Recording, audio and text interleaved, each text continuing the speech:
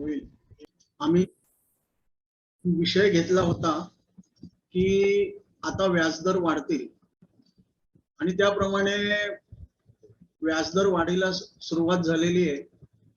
किंबहुना आता इथून पुढे व्याजदर वाढणार नाहीत असं चिन्ह आहे. अशा परिस्थितीमध्ये जे आम्ही साधारण वर्षभरापूर्वी प्रेडिक्ट केलं होतं की आता व्याजदर वाढतील, त्याप्रमाणे व्याजदर वाढीला सुरुवात झालेली आहे. आणि म्हणून आजच्या या म्युच्युअल फंडाचं म्हणजे आजच्या या वेबिनारचं आम्ही आयोजन केलं आहे. यामागे असं आहे की व्याजदर ज्या वेळेला वाढतात त्यावेळेला तुम्ही एक दीर्घकाळी कालासाठी तुमचा पोर्टफोलिओ लॉक केला पाहिजे. म्हणजे आता आज जो विषय आहे की आज कुठल्याच एफडी मध्ये 7% पेक्षा तुम्हाला व्याजदर म्हणजे परतावा मिळत नाही, पण 3 वर्षासाठी जर तुम्ही लॉक केले तर महागाई जशी खाली होईल तसे व्याजदर कमी होतील आणि तुमचं यील्ड हे साधारण 10% म्हणजे 3 वर्षांनी जेव्हा तुम्ही काढून घ्याल तेव्हा साधारण 9.5-10% दरम्यान तुम्हाला पैसे मिळतील. अशा प्रकारचा हेतू आहे, हा उद्देश आहे. तर त्याच्यासाठी आजच्या वेबिनारचं आयोजन केलेलं आहे. आणि मी आता माझ्या प्रेझेंटेशनला सुरुवात करतो. माझ्याबरोबर आदित्य बिर्ला म्युच्युअल फंडाचे शैलेंद्र दीक्षित आहेत. तर मी पहिल्यांदा माझं प्रेझेंटेशन करीन. माझ्या प्रेझेंटेशन मध्ये मुख्यतः मी डेट फंडाविषयी बोलणार आहे आणि मॅक्रो इकॉनॉमिक्स आणि व्याजदर यांच्याबद्दल ते बोलणार आहे. आपण जसं बघतो की पहिल्यांदा मी अस्वीकृती वाचतो. म्युच्युअल फंडातील गुंतवणूक बाजार जोखमींच्या अधीन असते आणि गुंतवणूक करण्यापूर्वी माहिती पत्रक सखोल अभ्यासा. या सादरीकरणात वापरलेली माहिती व आकडेवारी ही विषय समजून घेण्याकरता वापरली आहे. प्रत्यक्ष गुंतवणूक करण्यापूर्वी आपल्या वित्तीय नियोजकाचा सल्ला घेणे अभिप्रेत आहे. या सादरीकरणात वापरलेली आकडेवारी उपलब्ध माहिती स्रोतांपासून घेतली आहे. हे सादरीकरण म्युच्युअल फंड गुंतवणूक ही संकल्पना उपस्थितांना कळावी इतपतच मर्यादित आहे. या सादरीकरणाने प्रभावित होऊन गुंतवणूक केल्यास गुंतवणूकदारांना आर्थिक हानी झाल्यास म्युच्युअल फंड किंवा कार्यक्रमाचे अन्य घटक किंवा व्यक्तिशः मी जबाबदार नाही. उपस्थितांनी एखादी गुंतवणूक केल्यास नफा नुकसानीस ते स्वतः जबाबदार असते. आज आपल्याकडे फिक्स मॅच्युरिटी प्लॅन साठी 2 पर्याय आहेत. ज्याला निश्चित उत्पन्न देणारी गुंतवणूक म्हणतात त्याच्यासाठी, की एफडी की म्युच्युअल फंड. पारंपरिक एफडी मध्ये संक्रमित व्हा हा सांगण्याचा या कार्यक्रमाचा हेतू आहे. आज म्युच्युअल फंडाचं जे डेट फंड स्पेक्ट्रम आहे किंवा डेट फंडाची जी हे आहे डेट फंडाची, तर त्याच्यामध्ये ओव्हरनाईट पासून 25 वर्षा पलीकडच्या रोख्यांमध्ये गुंतवणूक करता येते आणि 3 वर्षापेक्षा अधिक काळासाठी जर तुम्ही एफडी पेक्षा म्युच्युअल फंडात जर गुंतवणूक केली ती कर कार्यक्षम असते, कारण त्याला इंडेक्सेशनचा बेनिफिट मिळतो. आधी जर तुम्हाला पैशाची गरज लागली आणि तुम्ही पैसे काढलेत तर एफडी असेल तर तुमच्याकडचे काही पैसे कापले जातात. म्हणजे 1 लाख रुपये तुम्ही 6 महिन्यासाठी गुंतवलेत त्याच्यावरती 5% व्याजदर आहे आणि 6 महिन्यांनी तुम्ही पैसे काढले तर तुम्ही जेव्हा गुंतवणूक केली त्यावेळेला जर 3% व्याजदर असेल 6 महिन्यासाठी तर 3% व्याजदर वजा 1 वर्ष 1% पेनल्टी असं म्हणून तुम्हाला 2% तुमच्या खात्यात जमा होतात. अशी काही पेनल्टी डेट फंडात वगैरे नसते. त्यामुळे डेट फंड हे अधिक रोकड सुलभ आणि कर कार्यक्षम असतात. रिस्क प्रोफाइल हे एक महत्वाचं अंग आहे. गुंतवणूकदाराचा जोखीमांक हा 3 घटकांनी बनलेला असतो. एक जोखीम आवश्यकता, जोखीम सहनशीलता आणि जोखीम क्षमता. Required risk, risk tolerance and risk capacity. परतावा आणि जोखीम यांच्यात नेहमीच व्यस्त सहसंबंध असतात. म्हणजे जितका परतावा अधिक तितकी जोखीम किंवा अस्थिरता ही त्या मालमत्ता घटकातील म्हणजे त्या ऍसेट क्लास मधली जास्त असते. म्हणून इक्विटी हे जास्त असतात, इक्विटीमध्ये जास्त अस्थिरता असते, जास्त व्होलाटाईल असतात आणि म्हणून त्यांच्यामध्ये रिटर्न पण जास्त असतात. आता जर आपण हीच गोष्ट डेट मध्ये म्हणजे रोख्यात जर बघितली तर रोखा जितका दीर्घ मुदतीचा तितका अधिक संवेदनक्षम असतो. म्हणजे लिक्विड फंड हे 25 इयर मॅच्युरिटी किंवा लॉंग मॅच्युरिटी असणाऱ्या फंडांपेक्षा लॉंग अँड मिड टर्म फंडापेक्षा किंवा लो अँड मिडियम ड्युरेशन फंडापेक्षा कमी अस्थिर असतात.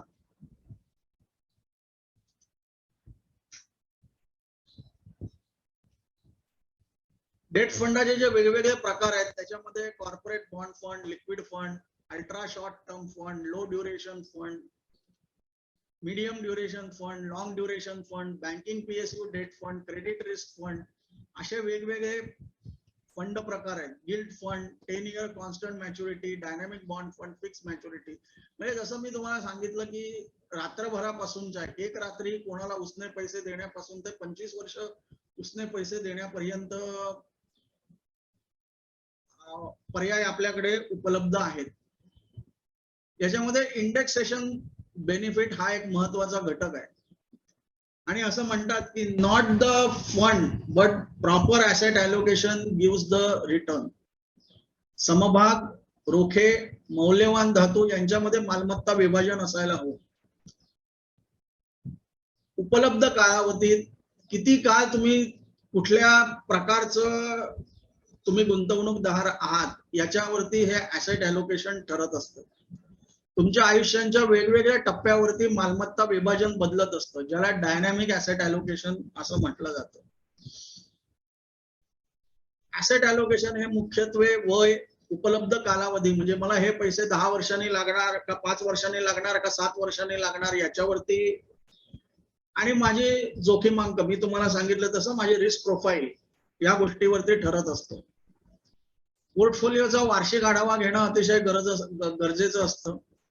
अनुत्पादक हा आढावा घेण्याचा फायदा असा की सगळेच काही परफॉर्मिंग फंड नसतात, तेव्हा अनुत्पादित फंड आपल्याला वगळता येतात.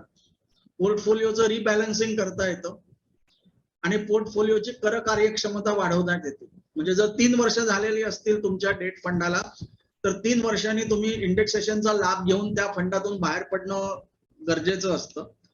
तसंच इक्विटीमध्ये दरवर्षी 1 लाख रुपयापर्यंतचा कॅपिटल गेन तुम्ही बुक करू शकता की जो टॅक्स फ्री असतो.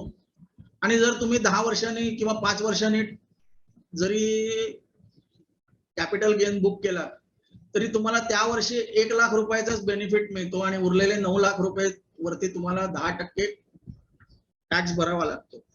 याच्यासाठी दरवर्षी जर तुम्ही प्रॉफिट बुकिंग केलं तर पोर्टफोलिओची कार्यक्षमता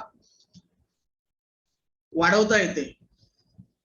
स्टँडर्ड डेव्हिएशन हे जोखीम परतावा. Sir sorry to bother you पण प्रेझेंटेशन दिसेल का म्हणून रिक्वेस्ट येते सारखी. काय प्रेझेंटेशन दिसतंय ना? प्रेझेंटेशन नाही दिसत आहे सर आम्हाला. मी शेअर केलंय. नाही दिसत आहे सर. आता दिसायला लागलं का? हो हो आता दिसतंय. स्टँडर्ड डेव्हिएशन, एक मिनिट मी परत तुम्हाला महत्वाचं चालू करतो की डेट फंडाचे प्रकार किती किती आहेत. तर medium duration fund, long duration fund, banking PSU debt fund, credit risk fund, gilt fund, 10 year constant maturity, dynamic bond fund आणि फिक्स मॅच्युरिटी प्लॅन. तर तुमच्याकडे उपलब्ध कालावधी, वय आणि जोखीमांक यानुसार तुमचं मालमत्ता विभाजन ठरत असतं. आणि प्रमाणित, जसं मी तुम्हाला म्हटलं की प्रमाणित विचलन म्हणजे स्टँडर्ड डेव्हिएशन हे अस्थिरता किंवा व्हॉलॅटिलिटी मोजण्याचं एक स्टॅटिस्टिकल टूल आहे. जोखीम परतावा गुणोत्तर म्हणजे रिस्क रिवॉर्ड रेशो हा नेहमी 2:1 असायला हवा. जोखीम परतावा गुणोत्तर जे आपण बघतो ते आपल्याला प्लॉट करता येतो. हे आदित्य बिर्लाचे हे डायनॅमिक बॉन्ड फंड आहेत वेगवेगळे, आणि या डायनॅमिक बॉन्ड फंडामध्ये जर तुम्ही बघाल तर लो रिस्क लो रिवॉर्ड या कॅटेगरीमध्ये सगळे डायनॅमिक बॉन्ड फंड एकवटलेले आहेत. इक्विटी मध्ये असं होत नाही, पण डेट फंडामध्ये बहुतांश फंड हे रिस्क रिवॉर्ड 3 वर्ष किंवा 5 वर्षामध्ये तिसऱ्या क्वार्टाईल मध्ये असतात, तिसऱ्या क्वाड्रंट मध्ये असतात, कारण ते low risk low return quadrant असतो.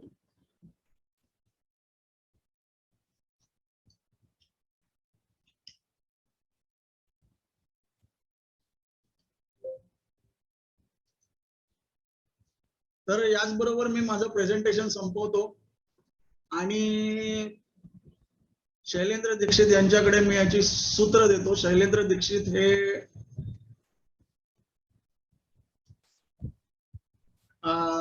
आदित्य बिर्ला सन लाईफ म्युच्युअल फंडाचे रिजनल हेड आहेत आणि आता ते आपल्याला व्याजदर आणि नेमक्या कुठल्या फंडाची निवड करावी याच्यावरती त्यांचे विचार मांडतील. Over to you sir. Thank you sir.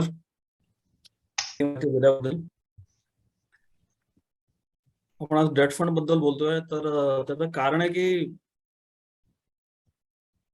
Date fund बद्दल मीटिंग घ्यायचं कारण आहे की सध्या व्याजदर चांगले मिळतात. जे यील्ड आपण ज्याला म्हणतो बॉन्ड फंडच्या भाषेमध्ये, ते एक आजपासून एक अगदी 3 महिन्यापूर्वीपर्यंत 5% वगैरे होते 3 वर्षासाठी, आणि आता तेच 3 वर्षाला व्याजदर हा म्हणजे जीसेक ज्याला आपण भारतीय सरकारचा डेट म्हणू, की भारत सरकार ज्या रेटनं पैसे उचलते, तर ते व्याजदर सध्या 7च्या वर गेलं. तो AAA जीसेक सध्या 7च्या आसपास देते 3 वर्षाला, 7च्या वर देते 5 वर्षाला. तरी संधी चांगली समोर चालून आली, तर त्याच्यासाठी आपण आजची मीटिंग घेतली आहे. तर टिपिकली आपण जेव्हा निवेश करतो तेव्हा आपण 4 गोष्टींकडे बघतो की सेफ्टी, लिक्विडिटी, रिटर्न्स आणि टॅक्स एफिशियन्सी पाहिजे. तर जसं मी म्हटलं 3 महिन्यापूर्वी व्याजदरच एवढे कमी होते की काय महागाईला बीट करता येत नव्हतं. महागाईपेक्षा काय रिटर्न्स आपले जास्त नव्हते, पण आता व्याजदर बरे वाढलेत, तर ही एक चांगली संधी आहे इन्व्हेस्ट करायला. आता एफडी मध्ये पैसे ठेवणं म्हणजे गॅरंटीड लॉस प्रोडक्ट आहे, आणि गॅरंटीड लॉस तर आपल्याला नको. मार्केट म्हणजे इक्विटी मार्केटमध्ये नफा नुकसान होईल का नाही माहित नाही 3 वर्षात, पण एफडी मध्ये नक्की गॅरंटीड नुकसान तुमचं 10%चं आहे. कारण महागाई 8-9% चालली आहे, एफडी 5-5.5 देते, तर दरवर्षी तुमचं 3-1% नुकसान आहे, 3 वर्षात 10% नुकसान आहे. पण डेट फंड इथून पुढे चांगलं व्याज देतील, रिटर्न्स देतील. लिक्विडिटी आहे, तुम्ही रिडीम केलं की एका दिवसात पैसे खात्यात येतात तुमच्या. टॅक्स एफिशियन्सी आहे, 3 वर्षापेक्षा जास्ती निवेश केलं तर एक इंडेक्सेशन बेनिफिट मिळते तुम्हाला, ज्याच्याद्वारे इफेक्टिव्ह टॅक्सच खूप कमी होऊन जातो.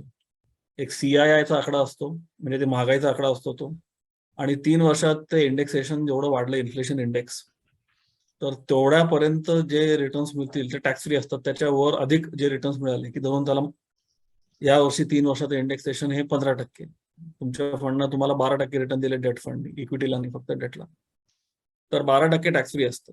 15 मिळाले तरी टॅक्स फ्री. 20 जर का मिळाले तर 15च्या वर किती मिळाले तुम्हाला? 5. या 5चे 20% म्हणजे 1% तुम्हाला टॅक्स लागतो. तर टॅक्स एफिशियन्सी पण आहे आणि सेफ पण आहे. जर का रेटिंग चांगलं असेल, जेवढं रेटिंग बॉन्डचं चांगलं तेवढं सेफ. तर या 4ही गोष्टी सध्या डेट फंड मध्ये अवेलेबल आहेत, म्हणून आपण डेट फंडचा नक्की आता सगळ्यांनी सक्रिय एकदम स्ट्रॉंगली विचार करायला पाहिजे. डेट मार्केट थोडं समजून घेऊ आपण की डेट मार्केटमध्ये जे प्लेयर्स कोण आहेत. डेट इश्यू करणारे 3 एंटिटीज आहेत, भारत सरकार, बँक्स आणि कॉर्पोरेट्स.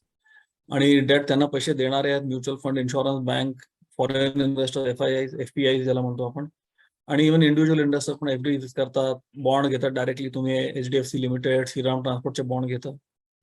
तर आणि हे बॉन्ड मार्केटचं स्ट्रक्चर आहे. हे लेंडर्स जेव्हा आपापसात बॉन्ड्सची खरेदी विक्री करतात त्याला सेकंडरी मार्केट म्हणतात.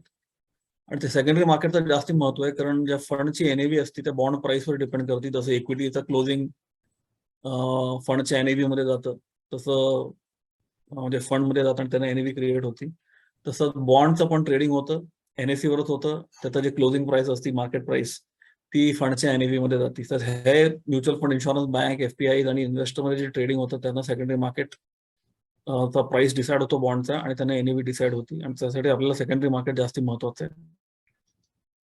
जसं मी म्हणलं की आता महत्वाचं आहे की हे बघा तुम्ही की सध्या व्याजदर मिळतात किती. हे 1 दिवस जुने, 1-2 दिवस जुने, थोडं आता परत वाढलंय. सध्या भारत सरकारचं 3 वर्षाचं यील्ड हे 6.9च्या आसपास आहे, 7% आसपास आहे 3 वर्ष. भारत सरकार गॅरंटीड. अर्थ काय, तुम्ही हा बॉन्ड घेतलात भारताचा जीसेक 3 वर्षाचा, आधीमध्ये व्याजदर कमी होऊ शकेल, पण जर का तुम्ही 3 वर्ष होल्ड केला, होल्ड टू मॅच्युरिटी, तर तुम्हाला 7% मिळतील किंवा जे काही 6.7 तुम्हाला समोर दिसत आहेत ते मिळतील तुम्हाला. त्याचा असतो यील्डचा अर्थ तो असतो की bond will give you so much if you hold it for maturity. 5 वर्षाचा बॉन्ड सध्या 7च्या थोडंसं वर देतोय. ऍक्च्युली परत मी म्हणलं 10 पैशानं वर गेले सगळे यील्ड, तर 7, 10, 7, 15 चाललं असेल आता लेटेस्ट जी यील्ड आहे ती. तर 5 वर्षाला पण तुम्हाला चांगले व्याजदर भारत सरकारकडनं मिळतात. तर हे तर ट्रिपल आहे, तर ह्याच्यावर एक रेटिंग कमी असतं डबल ए, अजून एक खाली ए. तर double A, single a bond तर ह्याच्यावर जास्ती परतावा तुम्हाला देऊ शकतील. तर ट्रिपल ए भारत सरकार सर्वात सेफेस्ट बॉन्ड आहे अवेलेबल भारतामध्ये इन्व्हेस्ट करायला. तो तुम्हाला 7च्या वर परतावा देतोय 5 वर्षासाठी आणि तो 10 वर्षासाठी 7.3, 7.4 तुम्हाला देतोय सध्या, 7.5, 7.40 वगैरे देतोय. तर ह्याचा अर्थ जर का तुम्ही 10 वर्ष होल्ड केलं, तुम्हाला 7.5% मिळून जातील ह्याच्यामध्ये.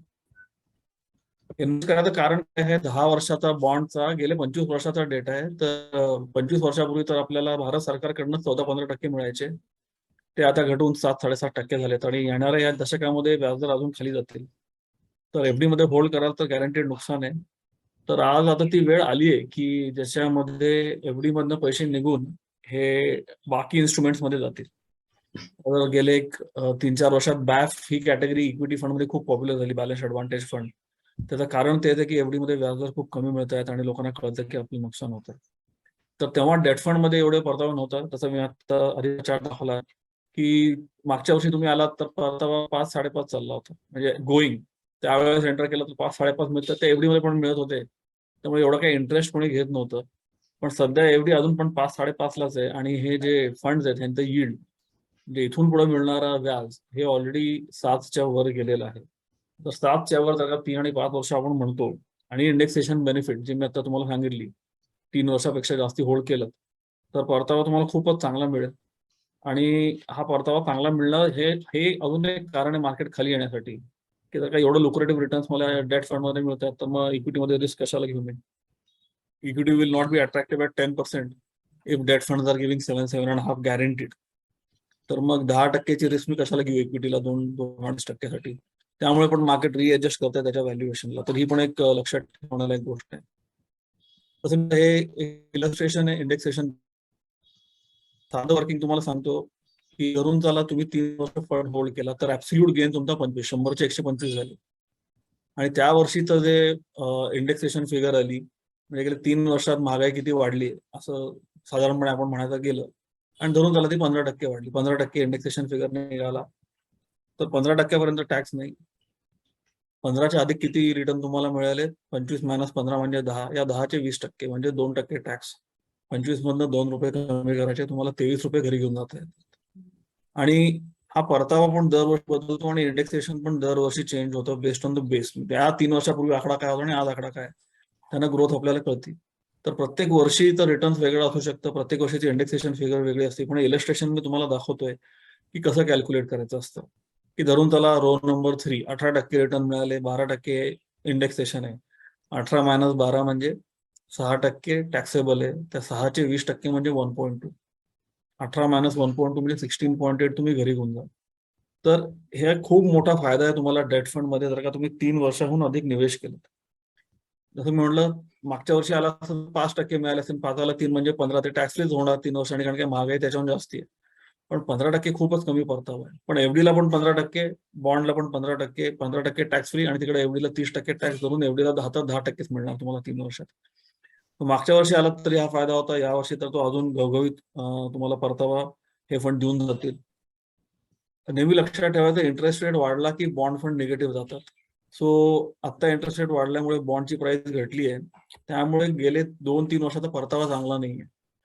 इंटरेस्ट रेट आणि बॉन्ड प्राइसचं कोरिलेशन निगेटिव्ह असतं, की आज तुम्ही म्हणाल की कुठला फंड हा लो ड्युरेशन, तर तो 1 वर्षाचा फंड आहे आमचा लो ड्युरेशन फंड, त्याचं सध्याचा जो यील्ड आहे ते 7 आहे आणि त्याचं ऍव्हरेज मॅच्युरिटी म्हणजे जे पेपर्स आहेत ते 1 वर्षाचे, पण गेल्या त्याचा 1 आणि 2 वर्षाचा रिटर्न 3% आणि 4% चाललाय. तुम्ही म्हणाला अरे तो फंड मागच्या 2 वर्षात जेव्हा एफडी न 5 दिले, तुम्ही 3 आणि 4% दिले, तर कसं तुम्ही म्हणता की आता इन्व्हेस्ट करायचं? कारण आजपासून पुढे जे त्याचं व्याज आहे ते 7% चालेल आणि जे खूप चांगलं आहे, कारण एफडी मध्ये तसं मी म्हटलं अजून पण 5-5.5 लाख एफडी अडकली आहे, कारण समोरून बँकेला डिमांड नाहीये, की समोरून कर्ज घ्यायला लोक येत नाहीयेत, त्यामुळे बँक पण काय एफडीला फारसा व्याज देत नाहीये. तर जोपर्यंत ही परिस्थिती राहील तोपर्यंत काय एफडीचे रेट फार लवकर वर जातील असं दिसत नाहीये. त्यामुळे आता जी परिस्थिती आहे त्याला तुम्ही नक्की फायदा उचला. आरबीआय इंटरेस्ट रेट आणि इन्फ्लेशनवर नेहमी लक्ष ठेवते. महागाई वाढल्यानं आरबीआयनं रेट्स वाढवलेत, कालच रेट्स वाढवलेत परवा. तर सध्या आरबीआय बँकांना लेंड करते 5.4%नी, तर बँकांचे पण दर हळूहळू वाढतील. आरबीआयचा 5.4 आणि एफडी पण 5.4, हे जरा जास्त काळ टिकणं अवघड आहे. हळूहळू व्याजदर बँकांच्या एफडीचे पण वर येतील, पण तिकडे इंडेक्सेशन बेनिफिट तुम्हाला नाहीये जी तुम्हाला डेट फंड मध्ये आहे. तर जसं जसं महागाई नियंत्रणात येईल तसं इंटरेस्ट रेटची वाढ आहे ती पण आपण थांबेल, हे जसं आता कुलकर्णी साहेबांनी सांगितलं. तर आरबीआयची पॉलिसीज या 3 गोष्टींवर काम करतील आणि सध्या ग्रोथ ठीक आहे, फार चांगली पण नाही फार वाईट पण नाही, स्टेडी ग्रोथ आहे. महागाई खूप वाढली आहे आणि त्याला नियंत्रणात आणायला भारत सरकारने रेट्स वाढवलेत.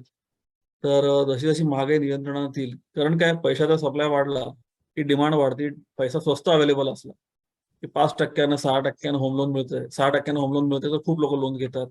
स्टील, सिमेंट, घरांची डिमांड वाढते, घर महाग होतं.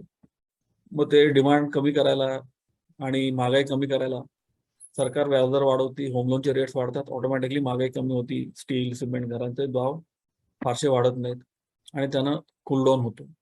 तर सध्या महागाई वाढली, ती नियंत्रणात राहण्याला आरबीआय आणि इव्हन अमेरिकन सगळे central bank all over the world यांनी रेट्स वाढवले. तर जसं जसं महागाई नियंत्रणात येईल तसे तसे व्याजदरची वाढायची जी व्याप्ती आहे किंवा जो गती आहे किंवा जो लेवल आहे ऑटोमॅटिकली स्टडी होईल, थांबू पण शकतो आणि येणाऱ्या 3 वर्षात तो खाली पण येऊ शकतो परत. तर त्यामुळे ही संधी खूप चांगली आहे, तर सगळ्यांनी फायदा करून घ्या. आता रेट हाईक सायकल मध्ये आपण बील आहोत, ABCDE. कोविड आल्यानंतर C to E आपण प्रवास केला, इंटरेस्ट रेट्स खाली गेले. कोविड आता फार कमी किंवा संपलं असं म्हणू आपण, आणि व्याजदर आता वाढायला लागलेत, A to B आलेत, म्हणजे 4% 5.4 झालंय व्याजदर सरकारी आरबीआयचा. तो अजून वाढून 6 पर्यंत जाऊ शकतो, म्हणजे अजून ते C ला पोहोचायचा आहे तो. तर जेव्हा तुम्ही B ला असता तेव्हा तुम्ही अप्रुव्हल फंड टार्गेट मॅच्युरिटी, म्हणजे तुम्हाला जर का 3 वर्ष इन्व्हेस्ट करायचं तर 3-4 वर्षाचाच फंड घ्या, 5 वर्ष इन्व्हेस्ट करायचं तर 5-6 वर्षाचाच फंड घ्या, 1 वर्ष इन्व्हेस्ट करायचं तर 1 वर्षाचा फंड घ्या. एवढंसं जरी तुम्ही हायजीन मेंटेन केलं तरी तुम्हाला चांगले परतावे ह्या लेवलपासून नक्कीच मिळतील. आणि त्यांचं सजेस्टेड ड्युरेशन फॉर इन्व्हेस्टमेंट हे जरी तुम्ही लक्षात ठेवलं तरी तुमचा फायदा होईल. सध्या 1 वर्ष आणि 1.5 वर्षासाठी सर्वात पॉप्युलर थीम आहे लो ड्युरेशन फंड, आणि 3 आणि 3 वर्षांहून अधिक साठी कॉर्पोरेट बॉन्ड फंड आणि SDL म्हणजे सरकारी पेपर पण राज्य सरकारांचे, सेंट्रल गव्हर्नमेंटचे नाही. भारतीय म्हणजे आरबीआय किंवा सेंट्रल गव्हर्नमेंट तो बॉन्ड इश्यू करते. आता तुम्हाला चार्ट मध्ये दाखवलं तो 7चा व्याज देतोय, परतावा देऊ शकतो 3 वर्षात, देईल 3 वर्षात. ते महाराष्ट्र सरकारचा बॉन्ड असेल तर तो 7.3, 7.4 असा देतोय. तर तीच रिस्क, म्हणजे तेच सरकारची रिस्क किंवा तेच सरकारचा पेपर, रिस्क तर नाही सरकारचाच पेपर, तोच ड्युरेशन होल्ड करून जर का तुम्हाला 30-40% जास्ती परतावा मिळत असेल तर काय हरकत आहे. तर SDL खूप चांगली कॅटेगरी आहे, स्टेट डिपॉझिटरी लोन्स. तर SDL फंड जे आहेत ते टार्गेट मॅच्युरिटी आहे 4 वर्षाचे, 5 वर्षाचे. जर का तुम्ही 4-5 वर्ष होल्ड केलं तर सध्या त्याच्यात आमचं जे इफेक्टिव्ह यील्ड आहे ते 7.40, 7.50च्या आसपास आहे. तर त्यातून एक्सपेन्स रेशो कमी करावं, जे तुम्हाला परतावा मिळेल तो खूप चांगला परतावा मिळू शकतो. 60% जरी धरलं तरी 4 वर्षात एक 28-30, 5 वर्षात एक 35-36% तुम्हाला मिळतील, आणि इंडेक्सेशन बेनिफिट नंतर तेव्हा खूप कमी टॅक्स पे करून तो परतावा तुम्ही घरी घेऊन जाऊ शकता.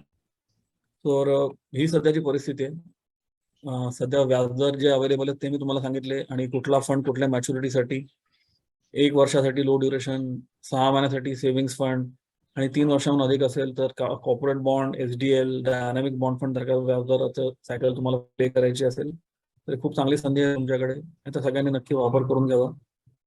एवढं सांगून मी माझं प्रेझेंटेशन थांबवतो आणि